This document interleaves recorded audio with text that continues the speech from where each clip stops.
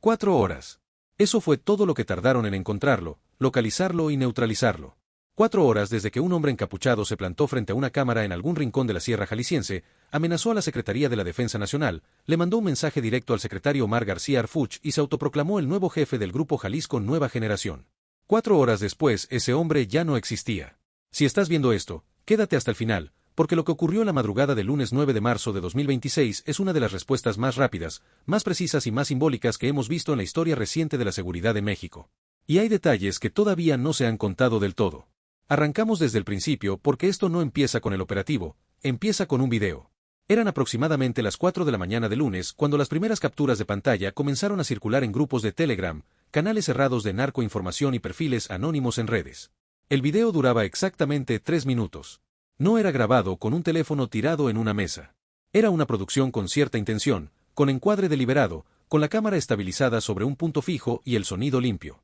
Quien lo grabó no quería que pareciera improvisado, quería que pareciera un mensaje oficial.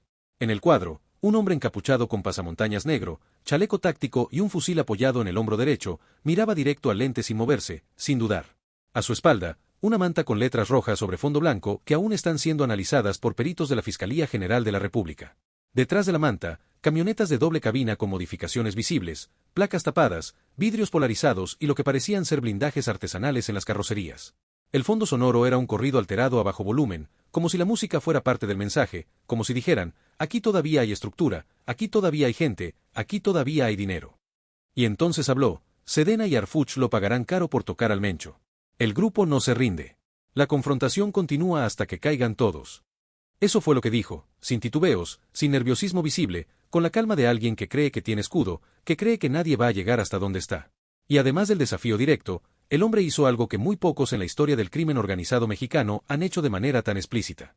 Se autoproclamó sucesor legítimo de Nemesio Oseguera Cervantes, el Mencho, el líder histórico del grupo, que para este momento ya estaba fuera del tablero. Se llamó a sí mismo heredero. Se presentó como continuidad, como si la organización no hubiera sufrido los golpes que todos sabemos que sufrió en los meses previos. Lo que ese hombre no calculó, o si calculó y simplemente creyó que podía con ello, es que esa misma señal digital con la que grabó y subió el video iba a ser el hilo del que jalaron para llegar hasta él. Mientras el video comenzaba a viralizarse y los medios de comunicación aún dormían, los equipos de inteligencia de la Secretaría de Seguridad y Protección Ciudadana, la Sedena, la Guardia Nacional y el CISEN ya estaban activos. No hubo reunión matutina, no hubo espera de reportes formales. El protocolo de respuesta ante desafíos públicos de alto perfil se activó de inmediato y lo que vino en las siguientes 4 horas fue un trabajo de inteligencia digital que merece que lo entendamos bien porque dice mucho sobre cómo opera hoy la maquinaria de seguridad federal. El video fue subido desde un dispositivo. Ese dispositivo, al conectarse a Internet para hacer la carga del archivo, dejó rastros. Los metadatos del video contenían información técnica que los equipos forenses digitales comenzaron a analizar de inmediato. Marca del dispositivo, versión de software y en algunos fragmentos coordenadas geográficas que no habían sido eliminadas correctamente del archivo. Simultáneamente, la triangulación de la señal del dispositivo permitió acotar la zona desde la que se había realizado la transmisión. No era una ubicación exacta todavía, pero era suficiente para saber en qué radio buscar. A eso se le sumó la interceptación de comunicaciones. Las células que habían comenzado a mover el video entre grupos internos de la organización usaban canales que ya estaban siendo monitoreados. Cada reenvío, cada reacción interna, cada mensaje que confirmaba la autoría del video fue una pieza más que afinó la imagen. En menos de 2 horas, los analistas tenían un perfil claro del emisor y una zona geográfica acotada en la Sierra Jalisciense, posiblemente entre la Sierra de Amula y los alrededores de Tapalpa. El nombre que empezó a aparecer una y otra vez en los cruces de información fue Jesús Gerardo, alias el matón del grupo, también apodado el Nuevo Mencho por células leales a la estructura que quedó tras la salida del Mencho. No era un desconocido para la inteligencia federal. Era un operador de alto rango del grupo Elite con historial documentado en acciones selectivas, control de plazas en Jalisco y Michoacán y varios intentos fallidos de captura en operativos anteriores.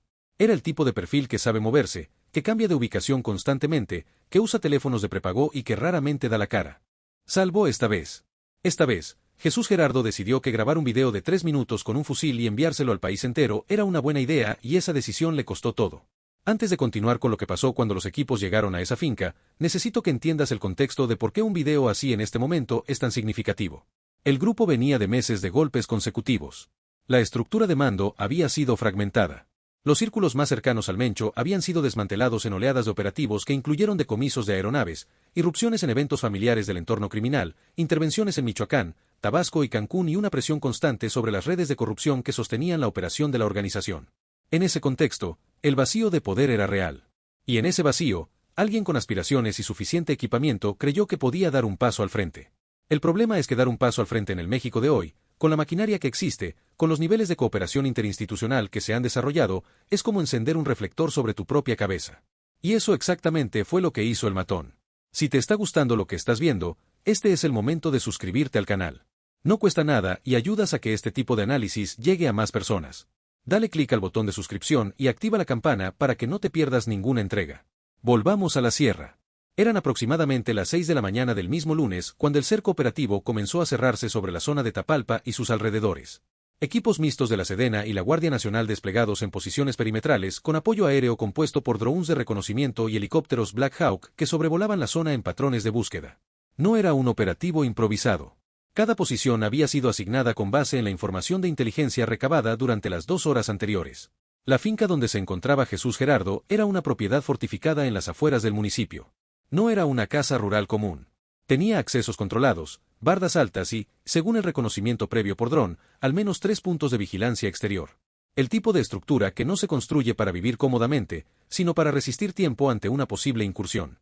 Alguien había invertido en ese lugar con la intención de que fuera difícil de acceder, pero no imposible.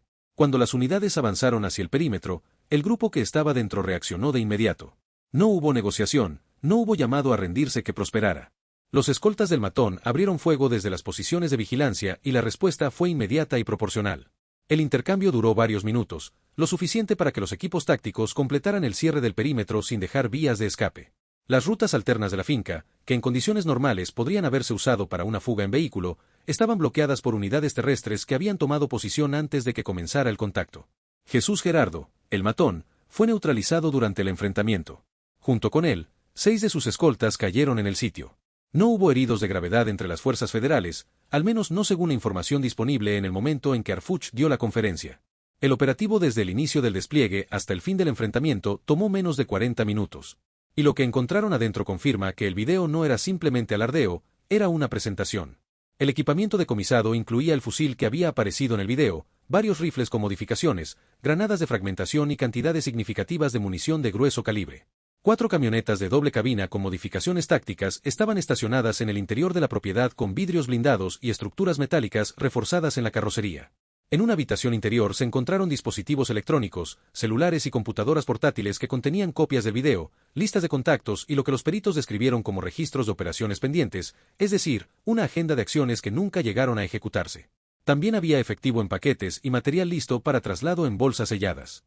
Todo lo que el matón había mostrado en ese video de 3 minutos estaba ahí dentro de esa finca esperando a ser catalogado por los peritos de la FGR. La conferencia de Arfuch de la mañana desde Jalisco, 4 horas exactas después de que el video había comenzado a circular, el secretario se plantó frente a los micrófonos con la compostura de siempre, esa calma que a veces resulta más intimidante que cualquier declaración estruendosa, y dijo algo que hay que procesar con atención. En solo 4 horas rastreé y neutralicé al que se autoproclamaba sucesor. Las amenazas en video no intimidan, aceleran su fin. El grupo ya no tiene líderes ni refugios. Cada intento de reorganización será cortado de raíz. No es solo una frase de conferencia de prensa, es una doctrina operativa. Estoy diciendo esto porque hay algo en esa secuencia, video a las 4 de la mañana, neutralización a las 7, conferencia a las 8, que no es casual. Esa velocidad de respuesta está diseñada para mandar un mensaje propio, uno que contrarresta directamente el mensaje del video del matón. Si el objetivo del video era demostrar que el grupo sigue vivo, que hay estructura, que hay liderazgo dispuesto a desafiar públicamente a las fuerzas federales, la respuesta en 4 horas dice exactamente lo contrario. Dice que el tiempo que tarda alguien en autoproclamarse heredero del Mencho es el mismo que tarda el Estado en llegar hasta donde está. Pero detengámonos un momento en el perfil de Jesús Gerardo, porque entender quién era el matón es entender por qué esto importa más allá del operativo en sí. Jesús Gerardo no era un operador de escalón bajo. Era un operador con historial en 2 estados, con experiencia en acciones selectivas, con control documentado de plazas. Ese tipo de perfil dentro del grupo no llega a esa posición por suerte ni por antigüedad, llega porque ha demostrado lealtad, efectividad y lo más importante, capacidad de mantener estructuras operativas funcionando bajo presión. Es el tipo de persona que una organización fragmentada mira para reorganizarse. El tipo de persona que llena vacíos y en el vacío que dejó el Mencho, Jesús Gerardo vio una oportunidad. Lo que probablemente no calculó o calculó mal es que ese vacío también lo hacía visible. En una estructura criminal sólida, el poder se delega en capas. Hay quienes dan la cara y quienes se mueven en la sombra. El Mencho fue eficaz durante años precisamente porque mantuvo una distancia calculada de la exposición pública. Cuando el matón decidió grabar ese video, rompió esa regla fundamental. Se convirtió en el rostro del mensaje y un rostro identificable con un dispositivo rastreable en una zona geográfica acotada es un objetivo. Hay algo más que me parece importante mencionar aquí y que todavía está siendo analizado por las autoridades. El video no fue subido desde un servidor anónimo ni a través de una red de protección. Fue subido directamente desde el dispositivo que lo grabó a una plataforma que, aunque es de acceso restringido, tiene vulnerabilidades de metadatos que los equipos de inteligencia conocen bien. Eso combinado con la confianza excesiva de que el mensaje llegaría, pero la ubicación no, sugiere que dentro del entorno operativo del matón no había nadie con el conocimiento técnico suficiente para hacer la operación de manera realmente segura. Y eso dice algo sobre el estado real de la estructura que pretendía liderar. No es lo mismo hablar de heredero del Mencho que tener el aparato de contrainteligencia que el Mencho construyó durante años. El video parecía poderoso. La realidad detrás del video era más frágil de lo que aparentaba. 4 horas. Ese es el número que va a resonar en este caso durante mucho tiempo. Pero para que esas 4 horas fueran posibles, había un trabajo previo que ya estaba hecho. La triangulación de señales no se construye en el momento. Los cruces de base de datos no se hacen improvisando. Los perfiles operativos de figuras como Jesús Gerardo no se elaboran la noche anterior. Todo eso es producto de una inversión sostenida en capacidades de inteligencia que cuando hay un disparador como este video se activa de manera coordinada y produce resultados en tiempo récord. Eso es lo que hace que este caso sea distinto a otros operativos. No fue solo velocidad, fue velocidad sobre una base de información ya construida. El matón fue localizado tan rápido porque alguien ya sabía dónde buscar. El video solo confirmó que el objetivo estaba activo y redujo el radio de búsqueda.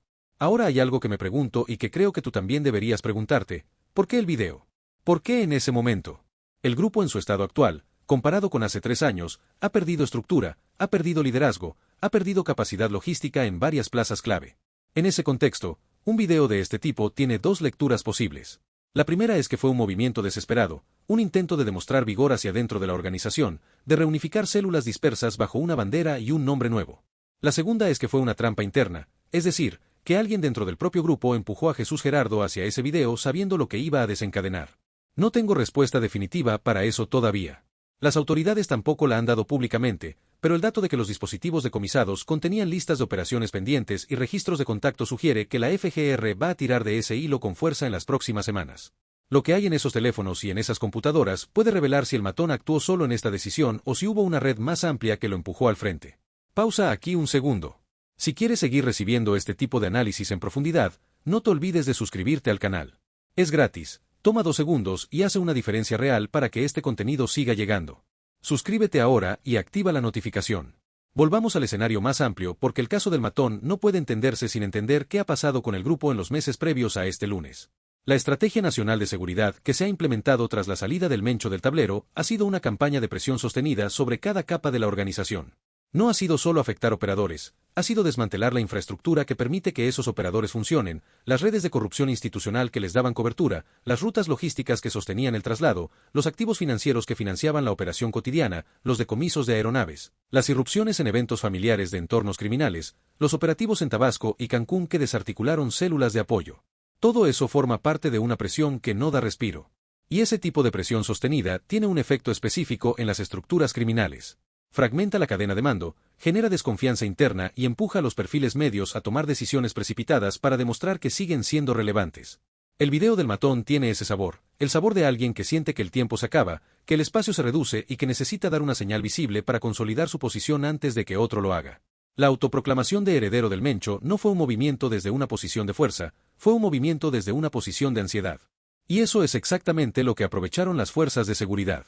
Pienso en lo que deben haber sentido las comunidades de la Sierra Jalisciense cuando ese video comenzó a circular. No es la primera vez que estas zonas viven bajo la presión del grupo. No es la primera vez que ven pasar camionetas blindadas, que escuchan corridos a altas horas de la madrugada, que encuentran mantas colgadas en los puentes. Hay familias en esa región que llevan años viviendo entre 2 fuerzas que en teoría deberían protegerlas y que en la práctica les generan temor en proporciones distintas, pero igualmente reales. Cuando el operativo terminó y el cerco comenzó a levantarse esa mañana de lunes, las patrullas federales quedaron en posición. El cerco reforzado en la Sierra Jalisciense no se levantó con la neutralización del matón. Los patrullajes aéreos y terrestres se mantuvieron activos porque la inteligencia indica que hay células remanentes que podrían intentar responder o reorganizarse. El mensaje que se manda no es solo que el matón fue neutralizado. El mensaje es que la zona sigue siendo de atención prioritaria, que cualquier movimiento va a ser detectado y que el costo de intentar reorganizarse bajo cualquier bandera es el mismo que pagó Jesús Gerardo. ¿Cambia esto el tablero de manera definitiva? Esa es la pregunta real. Y la respuesta honesta es que neutralizar a un operador de alto rango, por más simbólico que sea el golpe, no extingue una organización criminal de la dimensión del grupo. Lo que sí hace es generar una interrupción en el proceso de reorganización. Cada vez que surge un candidato a ocupar el vacío y es detenido antes de consolidarse, el proceso de reorganización se reinicia desde cero y cada reinicio consume recursos, confianza interna y tiempo en el que el Estado puede continuar aplicando presión sobre la estructura restante. La pregunta que queda abierta y que la FGR va a tratar de responder con lo que encontraron en los dispositivos es qué tan profunda era realmente la red de apoyo del matón. Porque si los teléfonos y las computadoras muestran una red extensa de células leales, de contactos en instituciones, de rutas activas, eso significa que el trabajo que viene es grande. Y si muestran que era una estructura más pequeña de lo que el video quería aparentar, eso confirma la lectura de que fue un movimiento desesperado más que una señal real de reorganización. Hay un dato que todavía me parece llamativo y sobre el que vale la pena reflexionar. En los dispositivos decomisados encontraron lo que los peritos describieron como listas de operaciones pendientes. No es un detalle menor. Significa que el matón no grabó ese video como una acción aislada, lo grabó como parte de una agenda, como una primera señal de una campaña que tenía más pasos planeados.